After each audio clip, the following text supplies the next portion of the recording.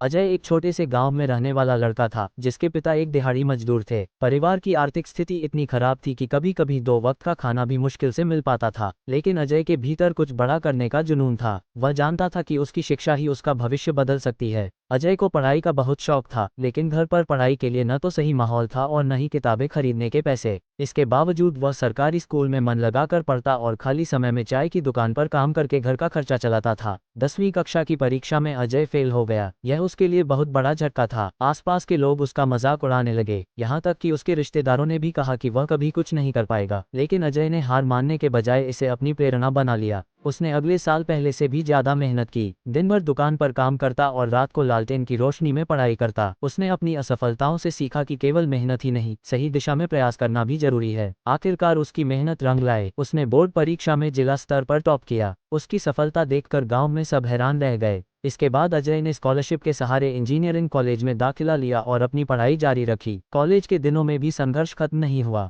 अजय ने ट्यूशन पढ़ाना शुरू किया, लाइब्रेरी में घंटों बैठकर नोट्स बनाता और हर मौके का भरपूर फायदा उठाता। उसकी मेहनत का नतीजा ये हुआ कि उसने अपनी कक्षा में सर्वोच्च स्थान प्राप्त किया और एक प्रतिष्ठित कंपनी में इंजीनियर बन गया। आज अजय अपने गांव के कई बच्चों की पढ़ाई का खर्च उठाता है ताकि वे भी गरीबी को पीछे छोड़कर अपने सपने पूरे कर सकें। इस कहानी से हमें यही सीख मिलती है कि असफलता ही सफलता की सीढ़ी बन सकती है। बस जरूरत है आत्मविश्वास, मेहनत और सही दिशा में प्रयास करने की।